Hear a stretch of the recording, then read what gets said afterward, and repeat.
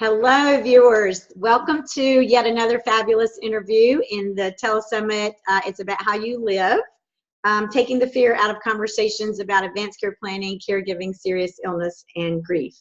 I am thrilled to introduce you to Lori Pederson, who is the creator of I Did Not Know What to Say.com. That is her website.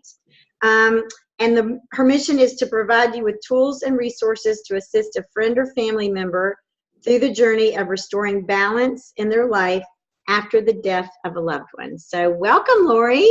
Thank you, Tina. It's great to be with you today. I appreciate you including me in your Telesummit. Oh, listen, it's our honor. It's our absolute honor. So thank you for all that you're going to be sharing with everybody. Tell me a little bit about what inspired you to create the website. So several years ago, first my mom passed away when I was 24, and from ovarian cancer. And one of the things that I found was I had a lot of support from my friends and my family during that time period. But as I started to share my story with other people, I found that that was not always the norm. People would not have supportive people around. They would say things that were hurtful or not helpful, or friends would just not be there. And one day I just decided to sit down and put together all of the nice things that people did for me and share that so people could, if they weren't sure what to do for someone, they could come to our website and have ideas and think about their friends and family and what they might be able to do for them. Wow, that's lovely. What a gift to everybody. That's wonderful. So I've got a few questions I want to go through. What would be your suggestion on how friends and family can support a loved one that is grieving? So one of the things I usually tell people is that, start with what your connection is with the person. If you're their best friend, you might be doing a lot more for them than someone that might be just an acquaintance. I know my best friends, two of my best friends were at the bedside with my family when my mom passed away, which was just, we were actually talking about this recently because it was the 24th anniversary of my mom passing away. And, and I was talking to them about how important that was. I mean, these were two people that were very important. They were like children to my mom, and they were with us. They helped us call family members and do those types of things. That's so sweet. And then we had friends that, helped with the funeral and bringing food and taking care of us. One of my mom's friends was a travel agent. She did all our travel arrangements because we had to go to another state for the funeral. So people just stepped up. We had a friend that did financial planning. So my stepfather, he helped, walk them through life insurance and all of those things. So some of it depends on what's your expertise. I mean, our financial friend, he helped with all the financial sides, and, some people that cooked, they cooked. So, kind of leaning on your strengths on what you can do best. Some people are really great listeners and can sit down and help someone that way. And some people are let's get out and exercise or go do something fun to help that way. So just kind of whatever your strength is, start with that. And usually that's the best because that's what you're good at and what you can connect with someone on. So that's what people can do to help someone that's grieving. If you're the person grieving, what we find in our hospice work is caregivers oftentimes have a hard time accepting help. Yeah. So what would you say to that? That's always a hard one. They're always the ones doing something. It's always best to maybe take a step back and realize that you have to recharge your own batteries. You can't always be there for someone if you've got nothing left. So, it's really important to take a step back, and it's okay to take a day off or take a minute off to recharge and refocus yourself, because it is it's a lot of stress and strain on someone that's doing that. I've had several family members that have been in hospice, and we've had some wonderful hospice people that are just amazing. The one woman that worked with my mom was just, I can't say enough, she was just incredible. Yeah. But yeah, I think really taking a time for yourself and making sure that's okay. Say that's okay for yourself, because you need it. It's right. needed. I work with a Native American medicine woman who's wonderful, and she had such a great lesson. Every year in the Native American tradition has sort of a theme, and it was 2010, if I'm not mistaken, that was the year of true generosity. Okay. And she said what that means is, yes, it's important to give, which are a lot of the examples that you just provided. If you're a good listener, if you're a financial planner, whatever you can do to help this grieving person. So it's absolutely important to give and help others, but it's equally, not just a little bit, equally important to receive. Right. And she reminded us that, have you ever said to somebody, oh, I'd love to come, bring you dinner. And they say, no, I'm good. And it kind of hurts your heart just a little bit. Right. And she said, that's kind of being stingy because you're depriving them of the joy of giving. So if we can just encourage caregivers or people grieving, and you've got sort of all these people that are coming around trying to help you, learn to say yes. Yes. You know what? It would be great if you could mow my lawn. I'd really appreciate that. Whatever it is. Right. So that, when you're helping someone, when you're the one that needs the help and support and love and compassion, let them in, let people in. I thought that was a really great lesson. So and I love the fact that you said, whatever is your strength. Like if you're the exercise person, or if you're the financial person, or if you're a great cook, just go with your strength and offer that up to somebody. Right. That's a fabulous, fabulous idea. Another thing I wanted to ask about, finding the right words to say can be tough, really, really tough. What are some suggestions on what to say to someone that's grieving? So some of it, I think, depends on your connection with the person. So if someone, if they're a close friend, I think you can talk about memories that you had with that person that passed away and share memories with the person. The common one is, we're sorry for your loss, or, our hearts go out to you. Those are kind of the cliche things that are said. And if you don't know the person that well, that may be the best thing that you can say, because you don't have a memory, or you don't have that experience with that person. In my experience, one of my friends wrote a really touching letter about how, he used to spend time with my family and my mom, and talked about how, he knew this was difficult, but he knew that I was a strong person and I'd work through it. And it was very touching. And then I'd have letters from people that I barely knew. And it was, to me, it was very touching that someone would even take the time to send something. Like friends, relatives, a friend of mine's stepmother sent me a letter and just said, I'm thinking about you. I just wanted you to know I was thinking about you, and you're in my heart. And for someone that barely knows you to actually take the time to do that to me, is tremendous, because people are busy and they don't always think to do that. And so even the simple, we're thinking about you, and that you're taking the time to do something is a lot to someone that's grieving. It really is. And as human beings, we want to fix it sometimes. Yeah. We don't want you to be sad, and I want to try. Right. But you know what? You really can't fix the loss. I mean, right. It is what it is. And I think the simple, I'm thinking about you, I'm so sorry for your loss, that can just be huge. It's not a tiny thing. It's a big thing. Right. In its simplicity. The fixing thing is hard. I think people want, okay, it's the funeral's done, you're all better now, right? It's like, oh, you're not even started yet. So, yeah, and I think the simplicity sometimes, if you overthink it, then it gets awkward. And then I think a lot of times people decide, well, I'm not going to say anything, because you feel like you have to write this dissertation and make them feel better, and everything is going to be great because I wrote this letter for them. And it, no matter what you say, that you're never going to be bringing that person back, and that's what that person wants. Right. And that's not going to happen, and they have to work through all the stages of grief. And but I think just even being kind and simple can be some of the best things, because I think people talk themselves out of writing a letter or sending a card because they don't know what to say, and it's better to say something than nothing, I think. Right. And sometimes just holding space with them, just being Yeah. present, just being with them. Doesn't have to say a whole lot, just Right. be there, you know. And that's usually better, actually. The less said Sorry? is that's actually better, I think, the less said, because it gives the person a chance to feel or talk about whatever they're feeling at that time. Right.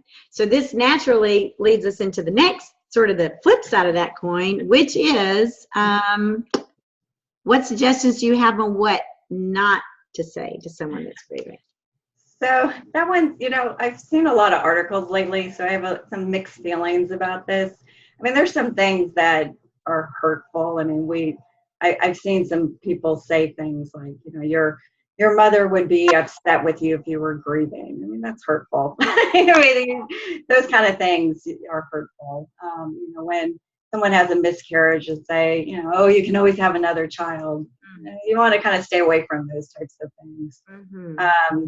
I saw an article recently that said, don't say sorry for your loss. And I was like, well, that's a little bit more complicated. There's some hurtful things. My sister went to a wedding not too long after my mom passed away, and people were like, why are you here? Like she wasn't supposed to go out and do things because my mom had passed away. So those things to me are hurtful. Let me just ask, that the article surprises me, because to me, sorry for your loss is one of the best, easiest, most simple things you can say. What did the article say? Why were they suggesting you don't say that?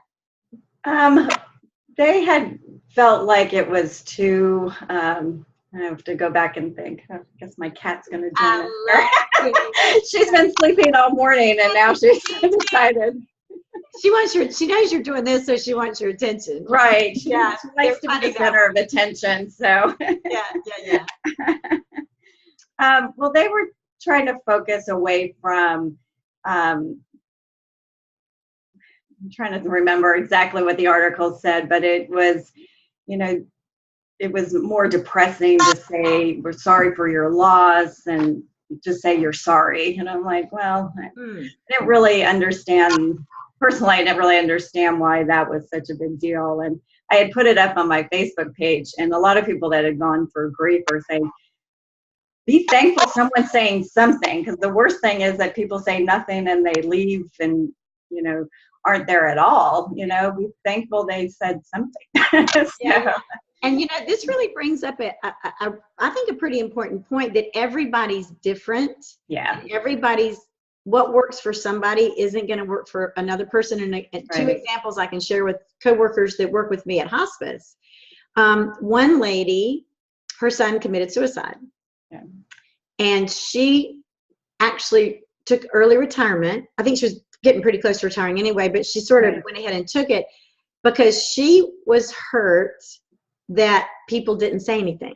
Right. That's pretty common. Just ignored it, and it's very common. They ignored it.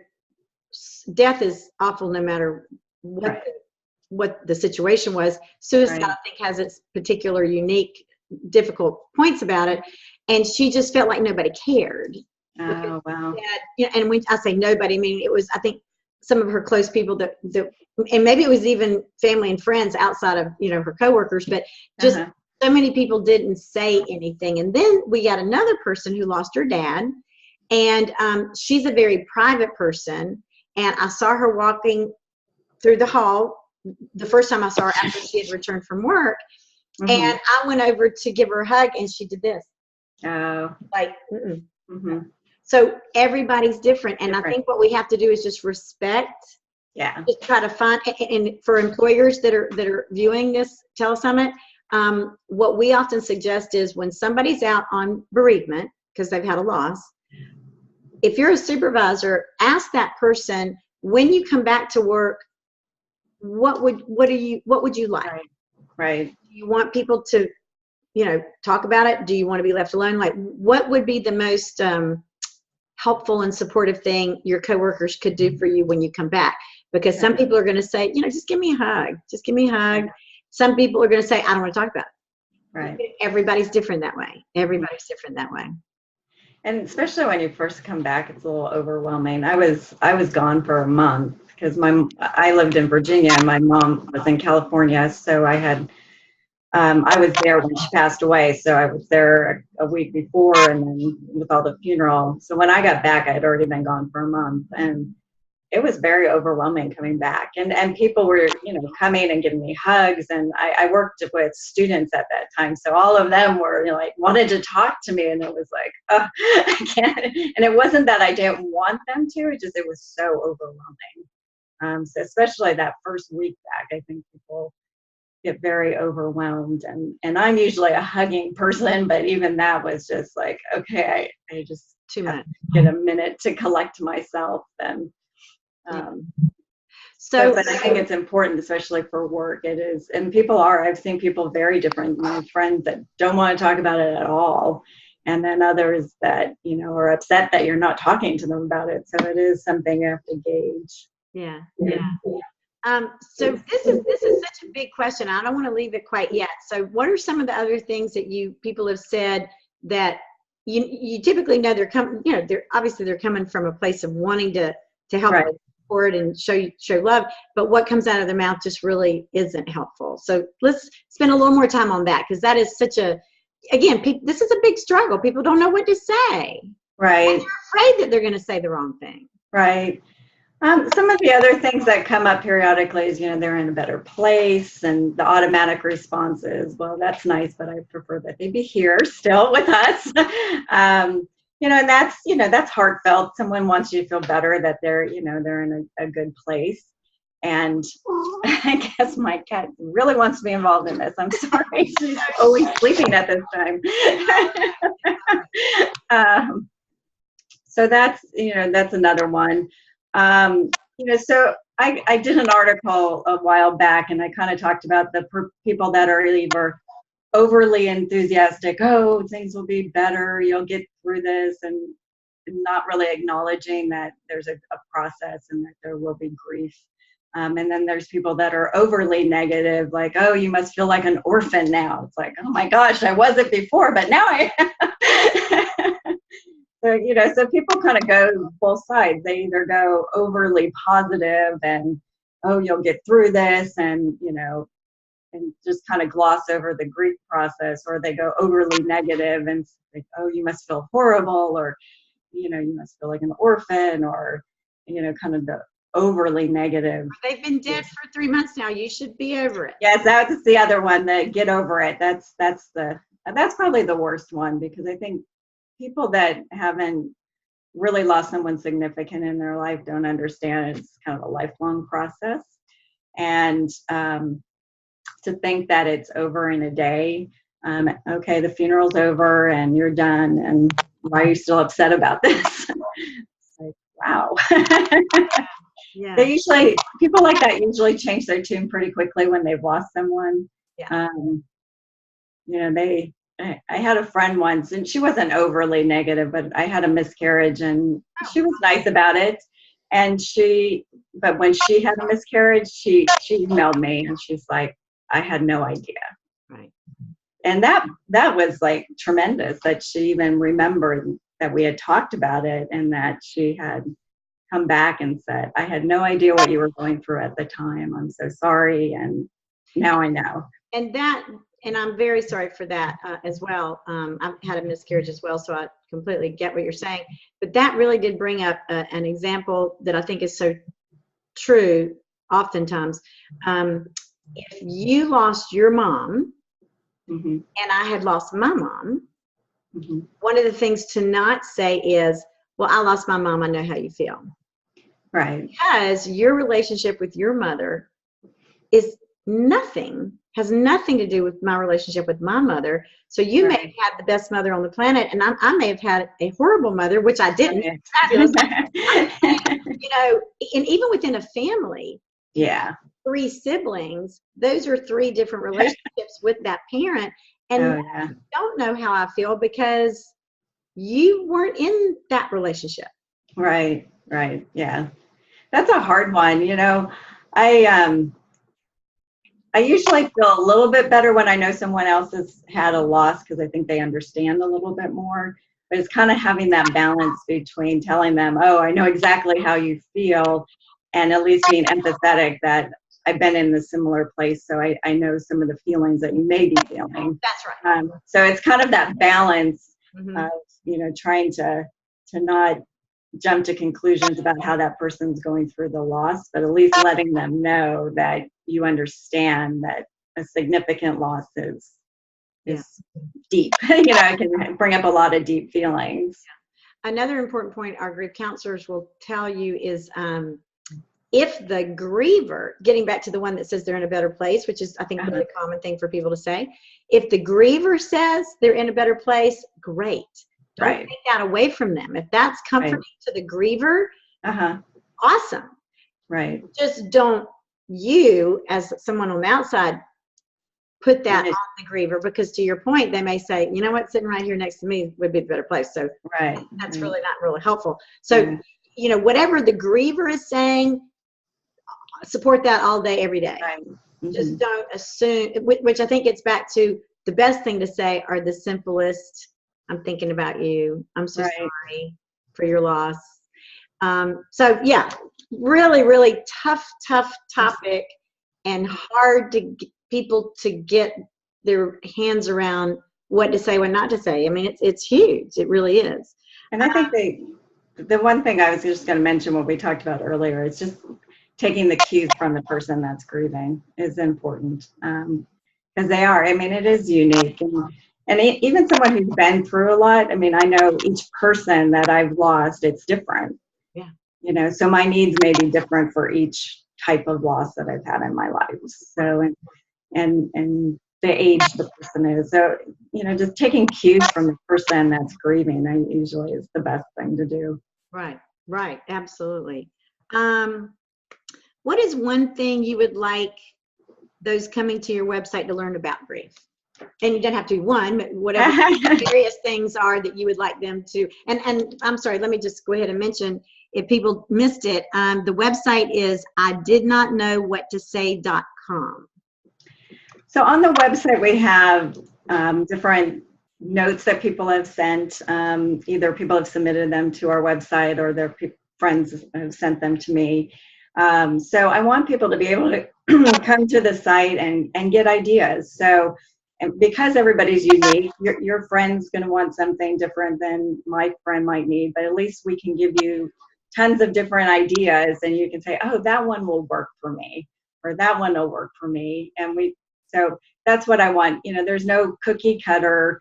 I had somebody once ask me well, tell me exactly what to say. And I'm like, well, I don't know this person. You've got to, feel out what that person will need, what your connection is, and your relationship, and how they're going through the process. So we want to give them tons of ideas so that they can look through and say, that one works for me.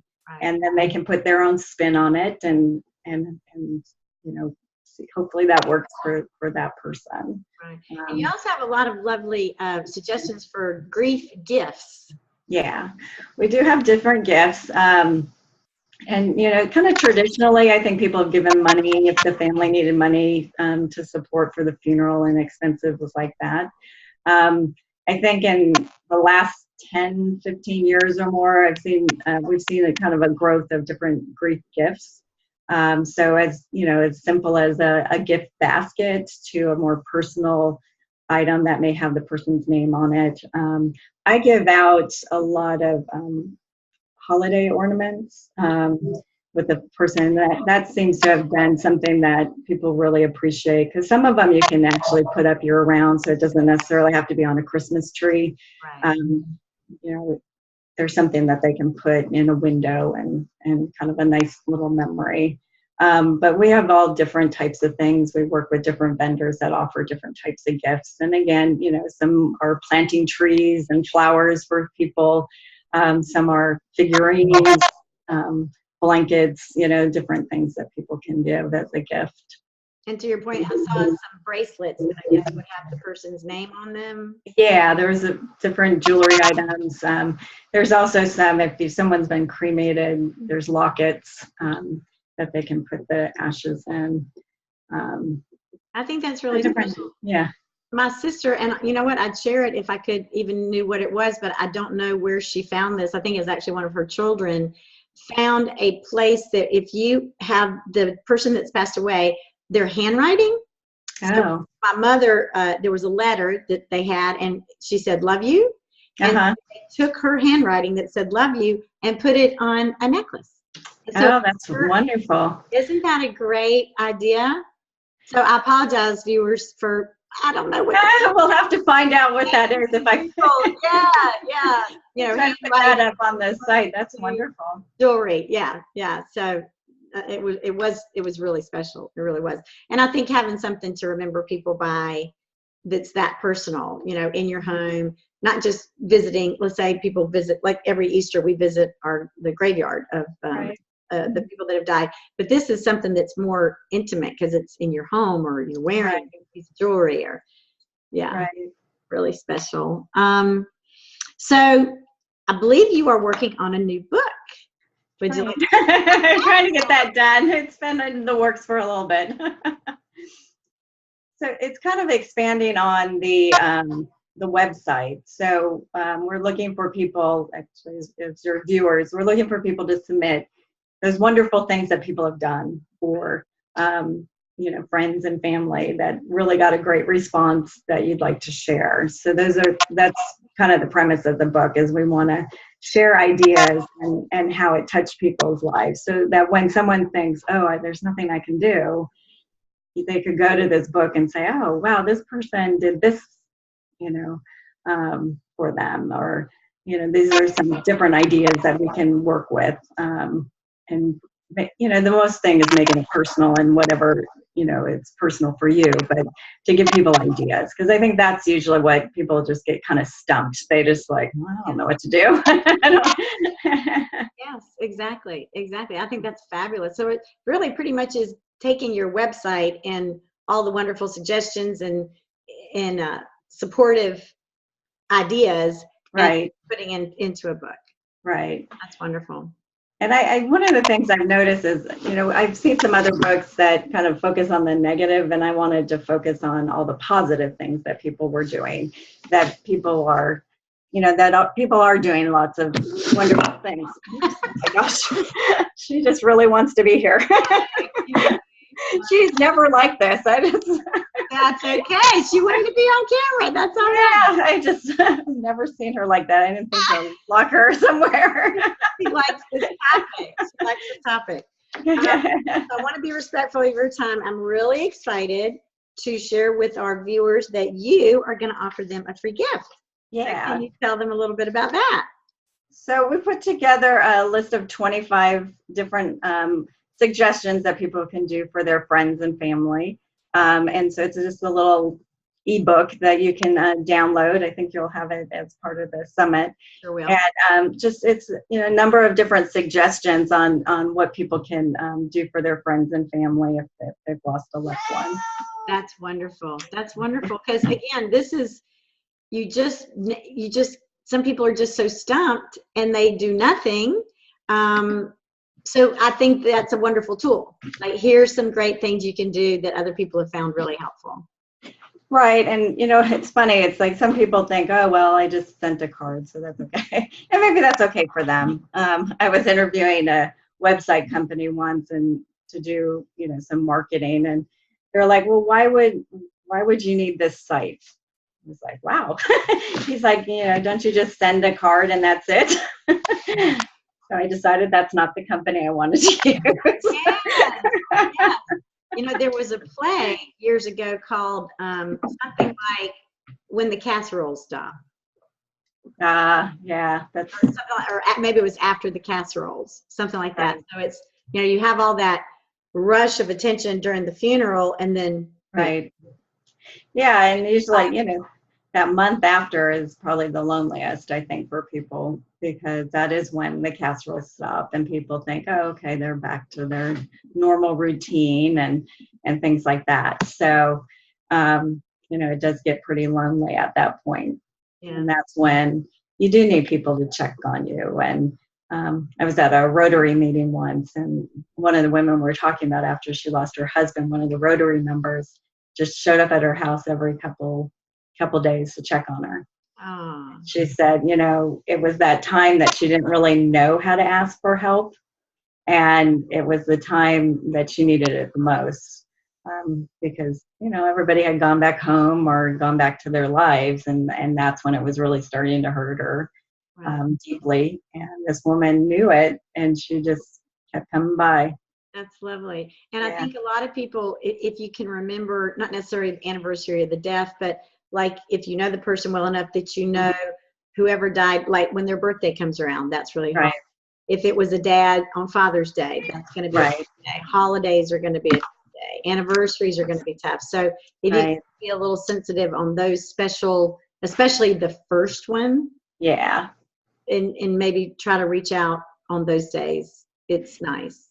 Yeah, it's always my old roommate used to do that for me, and a friend of mine lost her dad last year, and I had sent her an email on that day, and she was like, "Oh my gosh, I can't believe you remembered," and she was like, "Wow." So it is.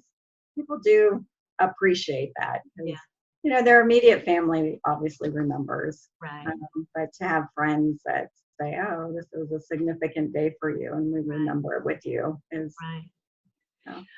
Well, Lori, you have taken on such obviously a heartfelt passion for reaching out and trying to help others in just the most difficult, I would say, the most difficult time of anyone's life. It's when you lose somebody and you're dealing with that loss, and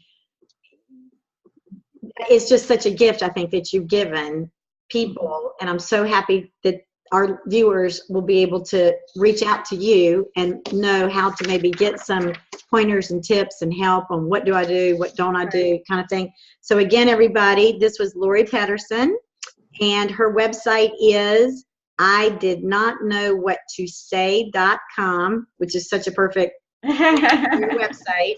She is in Alexandria, Virginia.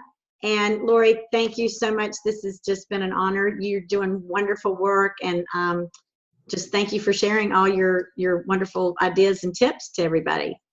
Well, thank you. I really appreciate being part of this. And if any of your viewers have suggestions they want us to put on the website, we'd love to hear from them. Absolutely. Absolutely. And we can't wait to hear when your book comes out. Yeah. You'll have to post it. We'll let you know as soon as it's done. Yes, that would be great. That would be great. That would be great. Thank you so much. Okay, thank you. Okay. Okay.